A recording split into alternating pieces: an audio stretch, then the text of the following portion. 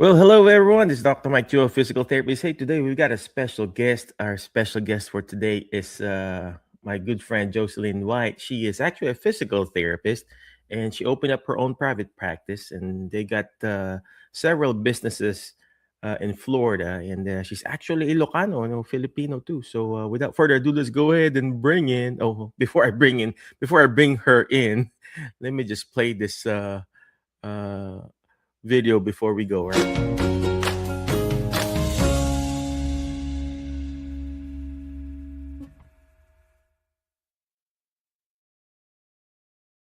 All right, let's go ahead and bring in Jocelyn. Joe, how are you doing, Kabsat?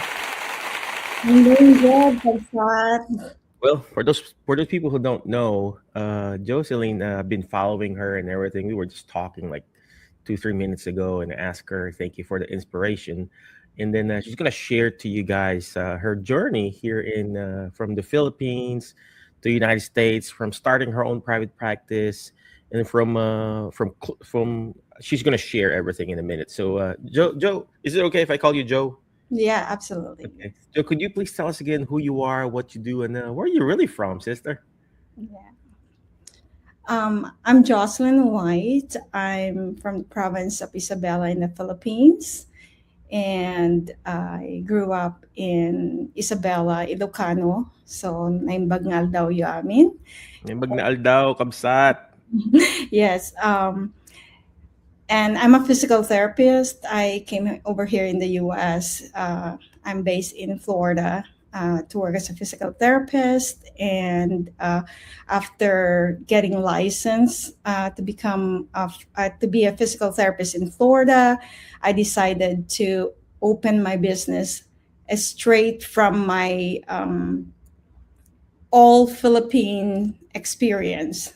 I didn't have experience working in the US, so the learning with regards to insurance and the laws and even business management came through the years of running businesses with with real estate, with manufacturing, and other pursuits that my husband and I have. Joe, could you please tell us? So from the Philippines, you went straight to Florida. Did you work in other facilities or No, no? never. No, I didn't have. Yeah, I didn't have Wow. experience working for someone else here in the U.S. Wow. Yes, That is something. yes, Even I mean, that's crazy. So then you open up your own private practice there in yes, Florida. yeah. That is amazing. And then here we are. Okay, if you're watching live, comment live. Watching in the replay, comment replay, ladies and gentlemen. If here we are. If I'm also streaming this in the Alternative Career Group, and of course I'm streaming it also on the Academy, Filipino American Academy. I don't know if you're a member of that, Joe. So here we are. We have 20 years experience, 10 years experience, 30 years experience, and we're still dilly dallying and then waiting for the right time. I Uh-huh. don't have enough experience, and then here comes Jocelyn starting her own private practice, coming from the Philippines. And was it very challenging, Joe? It was challenging. I know that it will be a difficult task for me to do, but I accepted the challenge. And just like what I told my husband, I know what I'm going for, and I am willing to do what needs to be done in order to be ready for this. So when we opened the practice, I consulted with lawyers. I consulted with business consultants and some of the physical therapists in the area. And I felt like if what I'm doing in the Philippines as a physical therapist is good enough to get people better, I felt like the location, even in the US, shouldn't matter. It's so It's true. yeah, it shouldn't matter. And people in the area, I didn't have for the first week that I opened the clinic, I only have like maybe 3 to 5 patients in a week. And by word of mouth, it grew to when we grew to 5 locations, and when I talked to you, we were planning for on 6 locations. So it's Wow. word of mouth coming from the output or the result that we are providing to the community that a conventional outpatient physical therapy clinic cannot, when it's not cannot provide, but it's not set up to provide. Mm. I like Mhm, what you said about, if you got successful in the Philippines, mhm, and then you can translate it here in the United States. I think that's the main problem with people. mhm, They, I mean, even the friends that I ask, and then they'll be, oh, they're gonna tell me, I don't know what to do with this new patient. Well, mhm, basically, the human body has been the same mhm. since God created the Yes. human body. We get the same head, not unless you believe on Darwin's evolution, but Yeah. the body has been the same ever since God created the human body. It's Yes. the sickness. Of course, sickness evolves, right? The disease evolves, but the human body, the movement, the anatomy, they're all the same. How you raise up your shoulder 2,000 years ago is the same. When you praise God, you raise up your arm like this, it's the same. When you Yeah. walk, it's the same. Of course, the what changes is the disease process, and that's where, of course, the education changes too. But like what I always say, a child may be different, but the movement pattern of a person, focus on the functional goals, and everything will follow through. So Mhm, let's go back to you, Joe. So mhm. from one location you grew until five. How did you Yes. do this? I mean, how? Just like what I said, our following grew because of the result that we're providing to their specific needs. It's about giving what your client needs, not what you think they need. That's Mm, a big difference. So, for example, a client asks for a pink robe, and you think what looks good to them is a purple robe. You're not going to make it in business if you keep providing purple robe, because what you mm, think they need is a purple robe. mm. So That's that so true. mhm. Go ahead. Go ahead. So that concept evolved into a more deeper customized one-on-one care. That means when a client come in with chronic illness or with a post-surgical need, it's very important to sit down with them, not with the mindset of, okay, I have this protocol, I'm going to use it with you, and I know it works. It's There's something to be said about the time to spend with the client, sitting down with them, and really listening to them on what do they really need from you. And that's how you can customize what you're going to provide to them in order to reach that client satisfaction. Yeah, no, I like what you said about that. Giving what they need and what they want, not just what they need, but also what they want. If the Mhm. patient wants, the pink robe, and what you're offering is a purple robe, that's it may be the same robe, but if Yeah. they want that color, let it be. If just like we treat a lot of dementia, geriatric, seniors patient, and if they want to ride the bicycle, let them ride the bicycle. No, people will say, well, it's unskilled. Well, monitor their heart rate, monitor their blood pressure before, during, and after. And that's skilled. Mhm. Some people's like, well, eSTIM is non-evidence based. Well, they're still, if they want an eSTIM and hot pack and they feel better, some people will argue, what do we need to put, heat or ice? Heat is better or ice is better. If the patient prefers ice, go ahead and put ice on it. If patient prefers heat Absolutely. on it, put heat on them. Ab- If they want, stretching on the neck, go ahead and provide that manual therapy on that neck. And people are just so I focused love on, that. Yeah. we got to do therapeutic exercises because that's evidence. Yes, it is evidence based, but we are still in the business of taking care of the patient. We're still in the business of bringing out the best in them.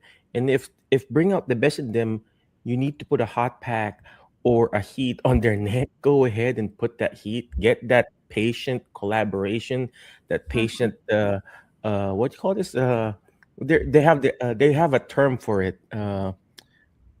patient engagement. therapist uh, engagement or relationship. They have a fancy term for it now. But if you can get that patient Rapport. buy-in, the rapport, they Mhm. will do everything for you to the point that they will even do jumping jacks and cartwheels for you. But if you tell them, oh, let's go ahead and do some jumping jacks immediately on the first visit, they're not going to come back. Even though you know deep inside that that purple robe is better looking for them. But if they want that pink robe, let it be a pink robe, right, Joe? So, Yes, Joe, yes, I agree. now that you've had your first location, when did you started this? What year? 2017. Wow. Hmm. Yes. And then Yeah. your next location, when did you started your next location? I believe 2 years later. Yeah. 2 years later. Was And definitely then on your high time when you had these 5 clinics, how many total employees did you had then? 16. 16. Wow. So that is saying something, ladies and gentlemen. If you are wanting to learn, if you are wanting to grow, I like what Joe said, if you have a goal in mind, you have to focus on it and you have to take action on it. And that's what she's been doing in life. And now she has a different goal now in life. Joe, Yeah. could you mind sharing your new goals now after that 5 clinics? Yeah. After the 5 clinic, my husband and I have been prayerfully kind of addressing some of the needs for our children. We have 4 children, and they're very driven. Two of them, the oldest one, are in theater, and then the two youngest one are in competitive gymnastics, level 7. So Wow. there's like up to level 10 until they go pro. So they're level 7, ages 10 years old and 11 years old. So imagine that the time commitment and the drive, uh, time commitment, and also um, just the focus on supporting them.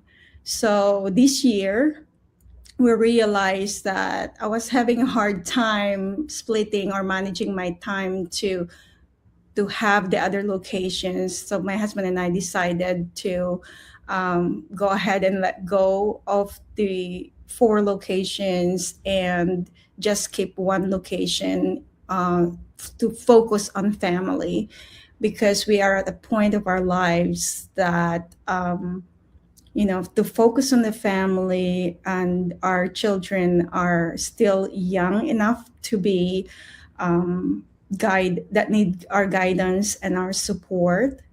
And also, we are on the process of adopting a baby boy from the Philippines. So that's an exciting venture for us, and a blessing, of course, to be able to bring this child to our home and to our household, to change the life that this child, in comparison to his life in the Philippines, and Mm. just the opportunity for this child to grow in a Christ-centered home, and to be able to provide a safe, a healthy, and well provided environment for this child. Wow, that's amazing, Joe. Thank you for again for answering the call to be amazing. Like what I always say, many are called, but few are chosen.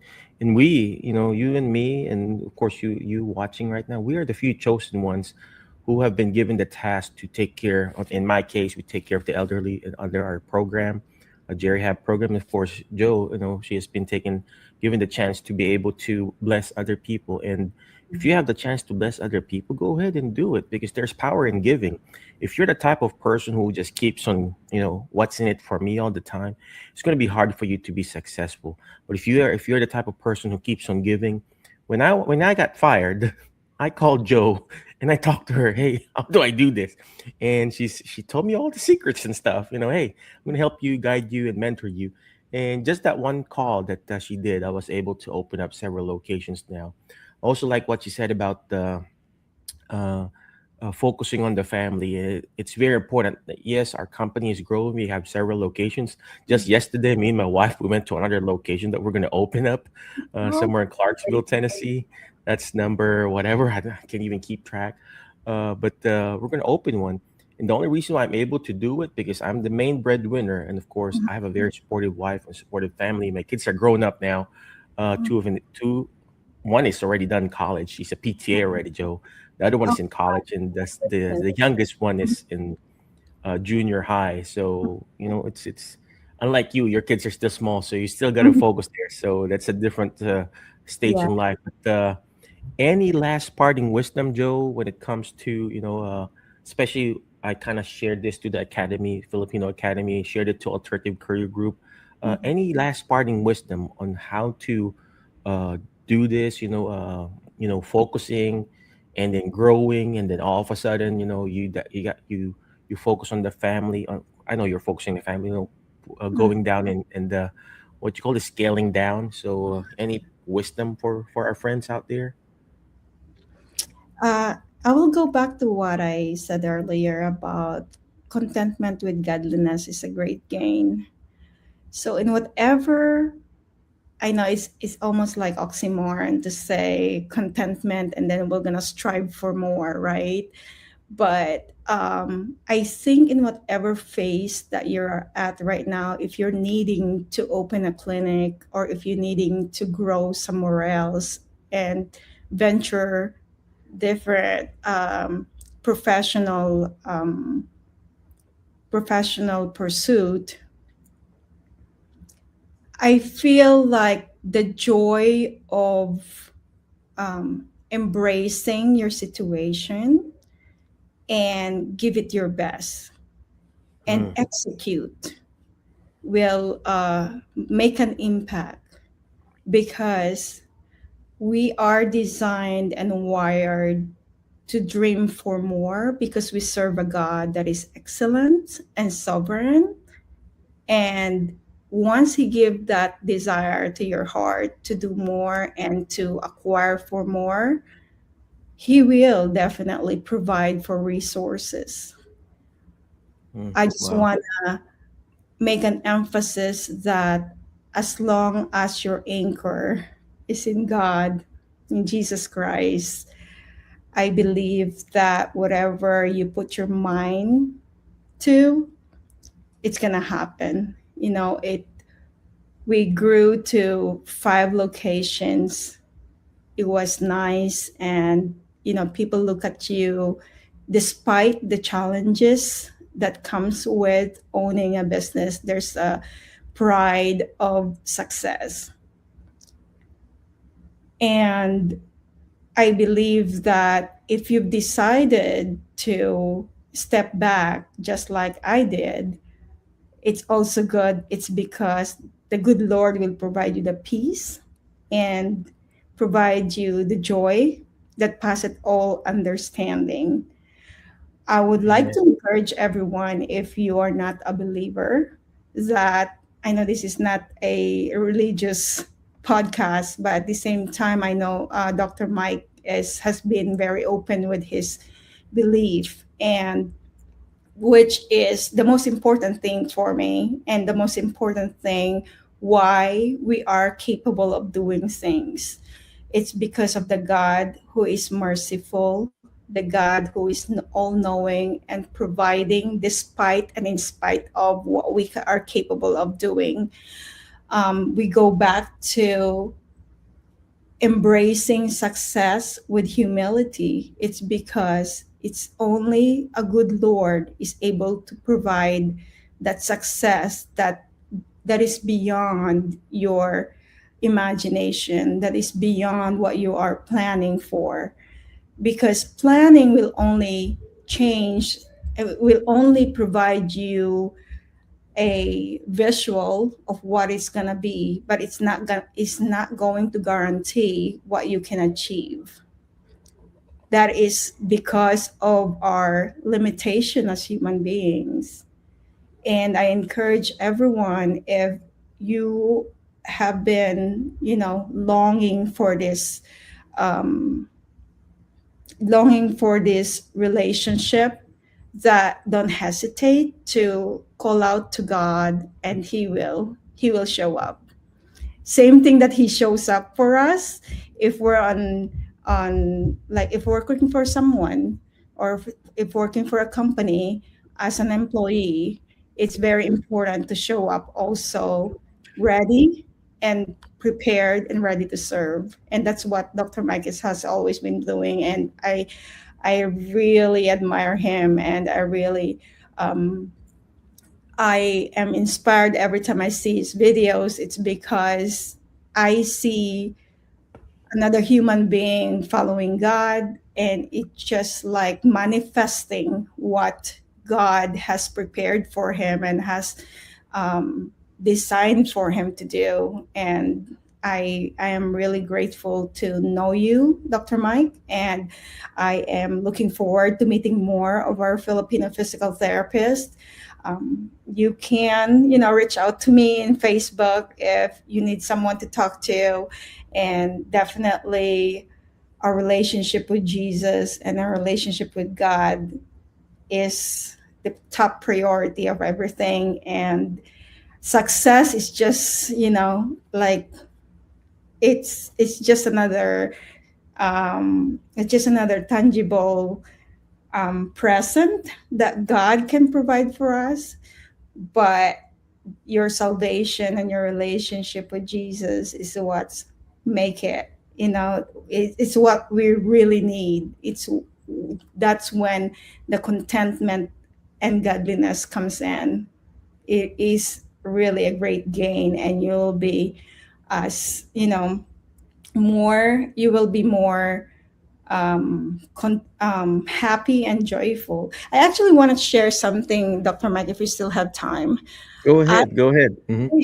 we have an investor who is a very successful guy. He was the pioneer of, I don't know if I'm allowed to share his name, because he became a patient, so I may not be able to share his name. But to describe, he founded a national name brand of restaurants, not just one, but I think three, that grew from 8,000 locations. So he's very famous in aviation. And he's 84 years old now, and I think turning 85. And he got to a point in his life to where, like this year, he just got like three new jets. So he can buy anything he wants.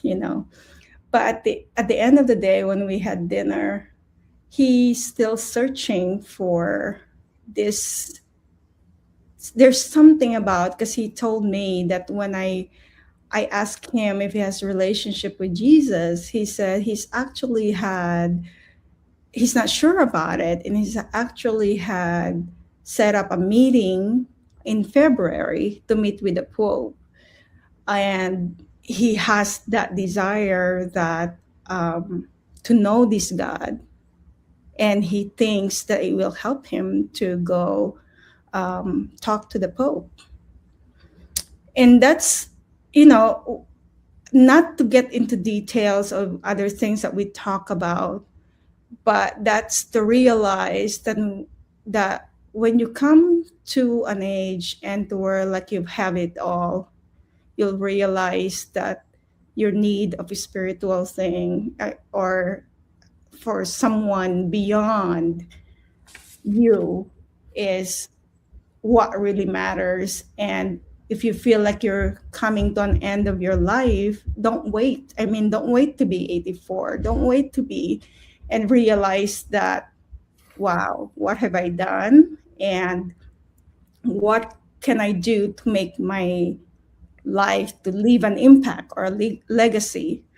Because he said, if believing Jesus is true, then imagine what impact he can do out from that success that he's got, to where like he travels around to different universities with a high, very very high price tag on his speech, and realizing that if what really matters in life is not money, is not um, it's not the things that you can own, but it is your relationship with Jesus, then he said he would like that. That is so powerful. Thank you for sharing that story, Joe. I like what I like what he said. Your friend. When you have it all, when you actually know that you have it all, you actually don't have anything at all. That's where Jesus comes in. You can have all the money in the world, you can Mhm, have all the crazy relationship, but if you don't have that relationship with your Savior, I know we're talking about God right now. We're being religious, but I'm not. I'm just a regular guy who believes in Him and that know that He's my Savior. But when you think you have it all, mhm, um, you actually don't have anything at all. And there's another thing that you mentioned here. I'm writing things down. Remember, if you write things down, you actually understand it more. Contentment and godliness. It's very important that you become content on wherever you are, because if mhm, you cannot be even content on your current situation, mhm, you will have uncontentment when He gives you more.